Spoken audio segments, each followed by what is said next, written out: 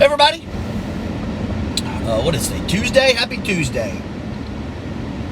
Boy, I let that sit in the car for the last 2 days, and that is drinking like lava water. Woo! That did not taste good. So, most important market update I've ever done, and I've been doing market updates for like 2 years. I've not done one in a while. First off, I was on vacation We did a cruise around Great Britain out of London. I would highly encourage anybody, if you ever thought about going overseas, it was my first time. Highly encourage. I think Scotland was actually our favorite place that we visited, just how beautiful it was. But went to Ireland, England and Wales, and it was beautiful. Highly encourage it to anybody. I always think cruising is the best bang for your buck when you want to travel and see multiple places and kind of hit the highlights. But anyways, let's get out of the way. So, market update, and I got notes. I got notes here. Hopefully I can read my handwriting. But as mentioned, most important one I've done, because I'm going to talk about a lot of stuff here. It's not going to be a long video. I'm just going to cover a lot of different topics as I'm actually driving to a showing out in good old Maynardville is where I'm headed right now. So first off, let's talk about current inventory. I looked just before, between coming soon homes and active homes, we are at nearly 5,400 homes. If you've been watching any of my videos the last month or two, that inventory goes up in every single video. That is not a good sign for sellers. It's a great sign for buyers because it's supply, simple economics, right? Supply, demand, more supply, less demand, then you can kind of negotiate prices and all that stuff a lot more, which is what is going on in this market. It seems like that about every week, inventory is going up about 50 homes, right? That's been about the average of what I'm thinking. So, if I'm making this video again and let's just say in 3 months, right? 3 months, right? And we're getting out of peak season at that point, we might be at 6,000 houses. We're already basically at pre-COVID inventory levels. So that is obviously a huge change, because I remember during peak COVID season, we had under 1,000 total homes. So you got to think inventory's up over 500% since peak COVID, when every single home had multiple offers on it. Rates are at 6.8, which is actually good. Some of the lowest rates I've seen in a long time. I mean, a long time. These rate kind of times always fluctuate and blend together. But really, we've not seen rates get to like 6.5 or below. I don't know, in the last year, two. I don't know. It's been 2 years now. We're 2024. Yeah, I think rates started increasing really bad in July of 2022. So 2 years ago, they were probably at like 5%. And I remember having conversations with buyers then. It's like, oh, don't worry, rates will come back down and you'll just refinance after the 5%. Boy, were we wrong there. Anybody would be thrilled to have 5% in this market. So it's funny how time changes everything. Another thing that's kind of scary too that goes along with inventory rising, and a big reason why, is record low mortgage applications. So kind of right now in our market, so mortgage application will mean buyers coming into the market to get pre-qualified. Now, it doesn't mean that they are getting qualified. It just means they're applying and they're running credit and they're trying to. So record low numbers for there, and I don't know, something like 30 something years. Which is, again, just crazy. So that just means that as supply is going up, less and less buyers are entering the market. And to me, that has everything to do with simple economics of right now, everybody has more debt than they ever have, right? Your average household income has more debt than it's ever had. The affordability of homes is the worst it's ever been in history. So affordability of homes would mean like average income levels, right? Average net worth, and versus, buying the average home, or median, I should say median income to buy the median house, right? There's two differences between the median and average. Google it. But that's scary, right? So that's saying that right now, at no point in history could you have been able. Don't hit me, buddy. Okay, we're good. At no point in history has it been harder to basically buy a house or really afford anything or not to be in debt than it is now, right? We can all afford less because of, you know, inflation. They got inflation at what, like, I don't know, 3 or 4%, but yet grocery store prices are still like doubled. Insane. But again, that's greed, and that's, you know, if nobody's going to lower prices on it and we're forced to pay it to eat, right? These grocery stores are just going to keep benefiting and keep having record profits, which is what they're doing. So yeah, most debt ever. So to go along with, right, inventory going up so fast, record low mortgage, right? I think right now, after you've listed your house, right, it's going to be a race to lower the value. So really for the last probably year, maybe even a little bit longer, I've probably been encouraging sellers more, let's list it a little bit higher, even more so than what I probably comp it at. And not a lot of agents encourage that. But I started doing it. Now, peak COVID, I was like, hey, I comped your house at $320,000. Let's list that bad boy at $299, and we're going to get an offer for $350, right? That confident. Not confident in multiple offers anymore. So listing it high is, you know, you're not really risking anything, especially you're not in a hurry to sell. Well, I'm starting to kind of change my mind on that, and here's why. There's a finite number of buyers, and also there's not a lot of new buyers entering the game. So when you go to list, you probably best chance of selling your house for the best offer is going to be within the first 3 to 5 days, arguably day 1 and day 2. So that's going to be the best time for you as a seller. So if you list it too high, nobody looks at your house, and you start lowering it, well, just know there was buyers during those 5 days before you lowered it that were active. Now they're probably under contract at other homes, right? Because they didn't look at your home because it's priced too high. So those buyers are now gone. And obviously there's not a lot of buyers coming back because of, again, record low mortgage applications coming back to then offset that. And that's kind of scary. And that when you're seeing that, I was like, man, do I need to change my strategy up? And I still think there's always going to be a case-by-case basis and it being custom for every person, as it's all kind of, you know, real estate's very unique. You can't stereotype it. But it really is making me think of, wow, do we need to really start trying to price these houses correctly, maybe even a little bit lower in hopes to move it quickly, because otherwise you're just going to end up, I have several houses right now, on a side note, that I know for sure we have 10, 20, 30, I mean, $40,000 potentially under what it could appraise for, and we have little to no activity and the dang things aren't pending. So we know the value's good. We know that but again, people can't afford it. People aren't buying. So that's what, as a seller, you don't want to end up in that position, but it's the reality of the market right now. Inventory in rural areas is way up because of affordability, right? So that whole work from home movement, you know, bringing those $100,000 a year, 6-figure plus jobs here, and, you know, buying the home with 10 acres out in these rural communities, which we service a lot of from, that's really taking a hit. And by taking a hit, when people are listing houses, let's just say above 350,000, which is going to be more, this guy's flashing his lights at me, more than the average income in these rural areas can afford. Well, there's just not these buyers that's coming to these areas that have the income to support it. I don't know if I guess there's a wreck up here or something. So that's also, again, scary. Oh, there's a tree down. So that's scary as well, and so that's why inventory is going to these rural areas, because, you know, there's some good $400,000, $500,000, $6+ $100,000 house in rural areas, but there's no jobs to support the income that you can do that. So therefore, when there's no jobs on it, and it's just a huge tree down the power line. Holy crap! And there's no new work from home jobs on the regularly coming up anymore. That's kind of what's happened here. Buddy, what are we doing? You could have went. So that's been scary. So let's talk about now the changes that are coming, right? And this is really the reason why I've done the video. I've already done several videos on it, talked about it. It seems like that the changes that they've made are the changes, or are going to be the changes. They haven't really edited them much. Now, there's still like a lot of gray area and one-off situations. How is it going to work? And they haven't come out with that. Shocker, right? They haven't come out with how they're going to solve these weird situations. And these contracts are going to end up in lawsuits with, especially buyers suing their agent and their agent suing them. Like, it's going to be a whole mess.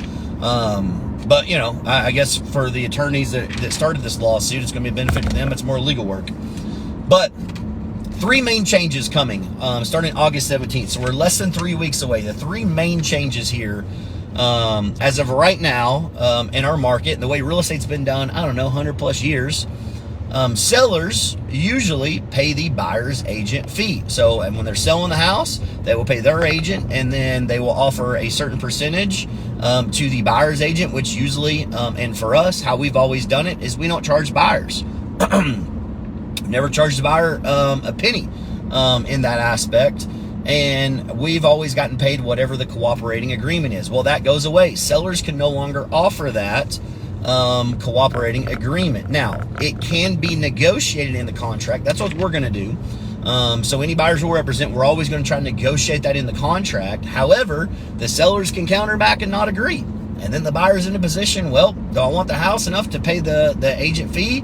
It's going to be up to them. Obviously, we want to try to do our best to negotiate where they don't, but that's the, you know, Department of Justice changing this. This is not me. I didn't want this change. But this is a bunch of sellers in Missouri getting together and class action and suing, and here we are. So that's a big change, right? So sellers can no longer basically openly advertise that they are paying a buyer's agent fee, nor do they have to accept a contract that includes that. The next change is buyers are going to be now obligated to pay their buyer's agent, which a lot of companies did do this before or have been doing it. So there's not changes on that. And again, I'm not saying that those companies were shady. That was just the business practice, right? That was the business practice that they done. We didn't do things like this, but. So they're going to put in a contract there, you know, they're obligated to basically for sure pay them no matter what. And in doing that, there has to have a written agreement up front that discloses that money. It can't be open-ended. It will usually say things like a percentage of the purchase price or maybe a set dollar amount. But here's where I'm going to get into it a little bit, right? What you're going to see, and it's already out there, I've already seen it too. What you're going to see is you're going to start seeing agents do retainer fees, right? This whole movement, because the Department of Justice, well, most people are going to say, well, I'm not going to make less money from it. They're going to find ways to make more money from it, which again, it is their right to charge what they feel their professional service is worth. I know what we're going to charge, and there's been a lot of stuff come out saying we don't talk about it. We don't talk numbers, right? I've literally gotten multiple emails saying do not talk about commission. I don't think that's right, because this whole lawsuit is because of commission.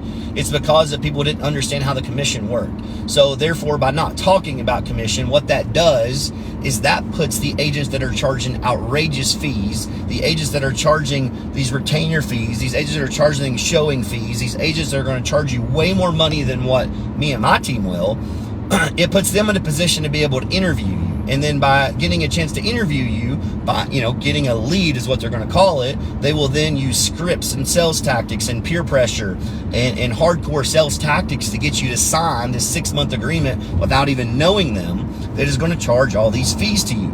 Whereas if you would have known the fees up front, potentially you wouldn't even interviewed with them, right?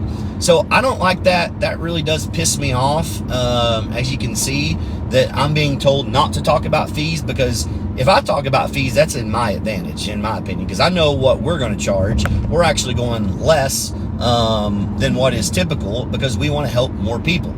And by helping more people, usually that means they're going to refer more business to us. We're going to actually grow our business wide versus what you call deep and making more money per deal. So it's in my advantage to talk about that, because I know we're going to be significantly less than what I would say is your average people, what they're going to charge. I'm sure there's going to be other agents charge what we are, and there's great agents out there. I'm not saying everybody's doing this. I'm just telling you what, I mean, I'm into this deep now. I know how the game is being played, and I know what the big time players are going to do.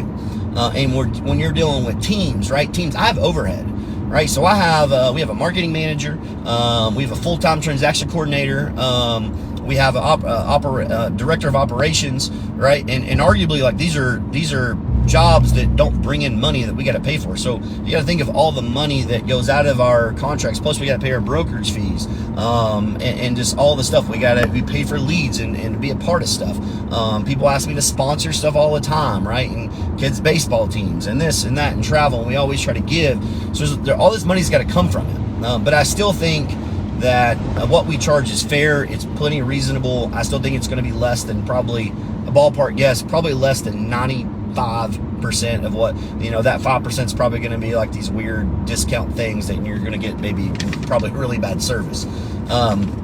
Yeah, I don't like that, because I think it's at my advantage, and I would openly tell you my charges. Therefore, right, you're not going to call, you don't got to worry about calling me and me try to make you sign something that is something hidden, right? Because you know it. And plus, you don't got to waste your time talking to people that are trying to swindle you into signing something that's going to screw you over later in the fine print on how all this works.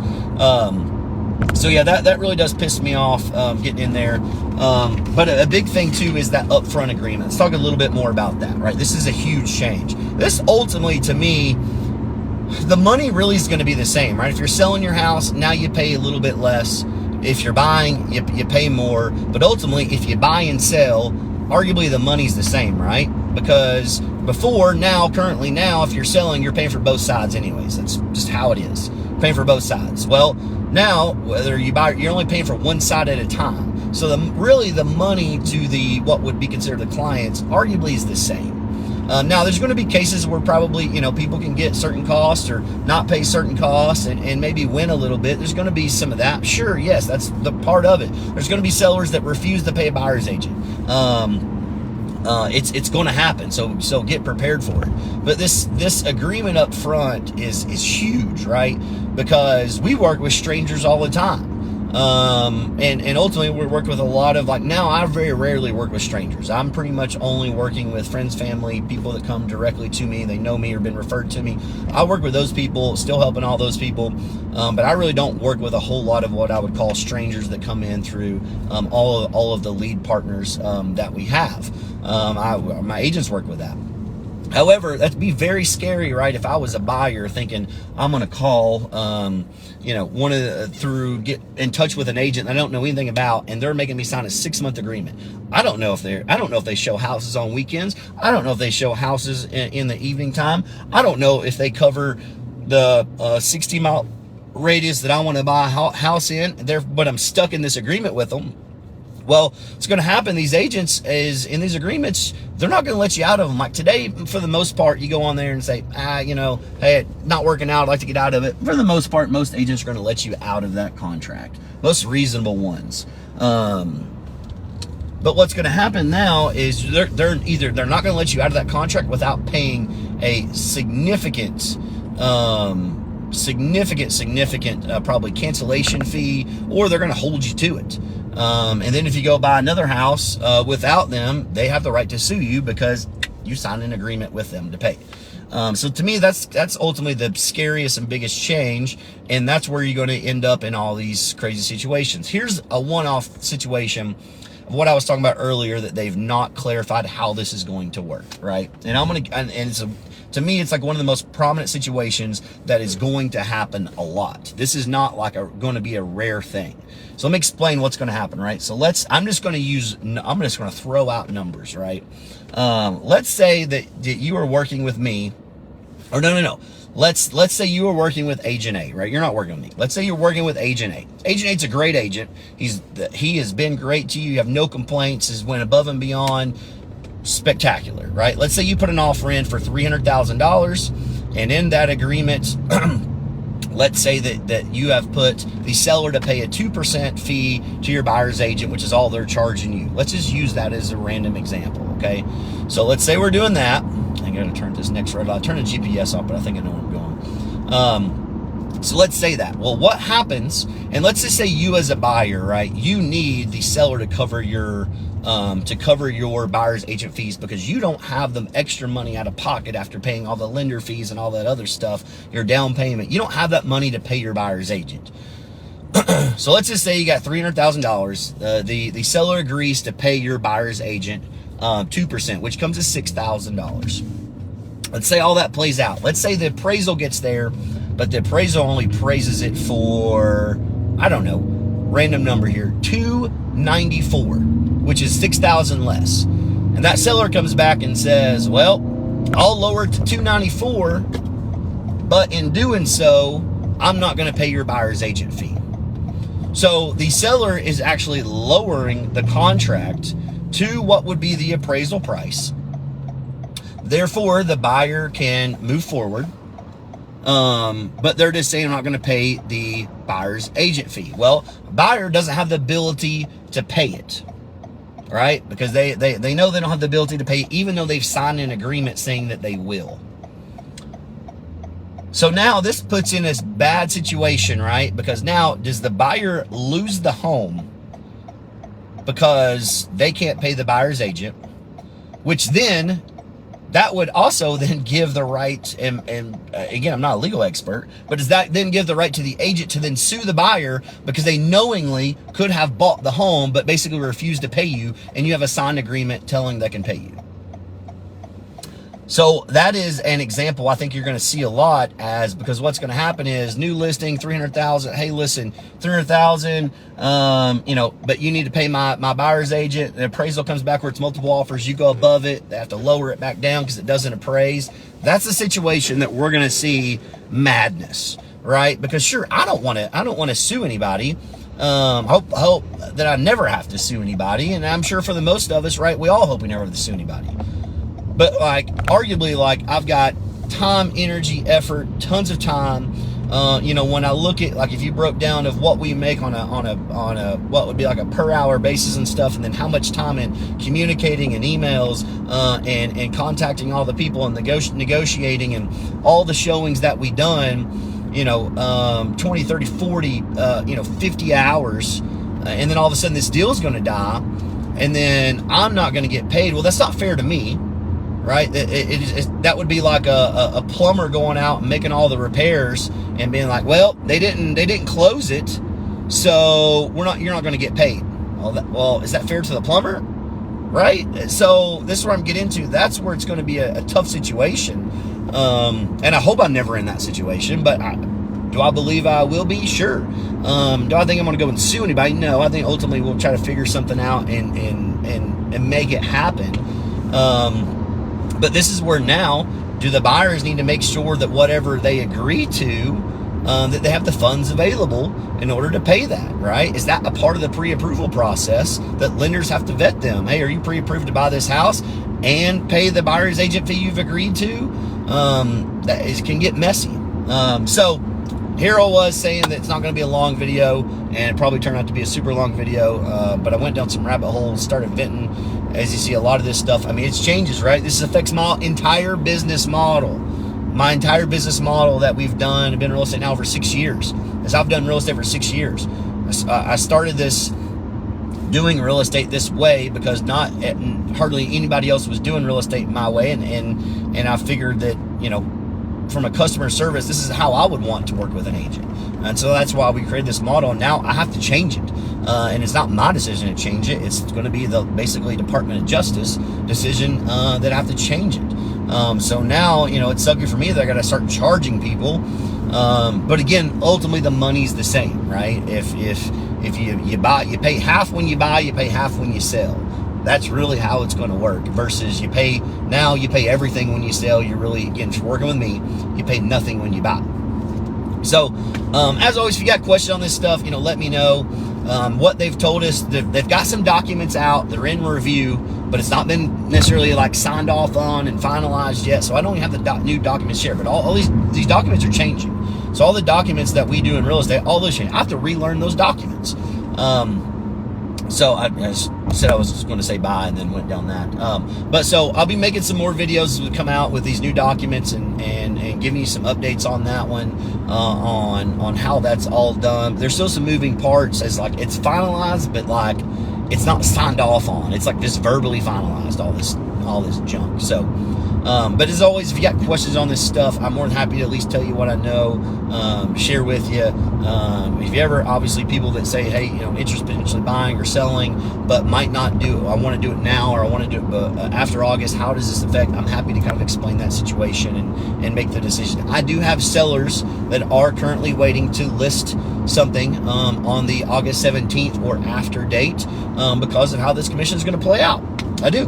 But I educate everybody, and buyers, same thing. I have a lot of buyers that are trying to buy and get under contract. If you're under contract, you're basically grandfathered in. And get under contract before August 17th because they may not have, the extra money to pay the buyer's agent fee at all. So, question on this stuff, I'm happy to help. Y'all enjoy.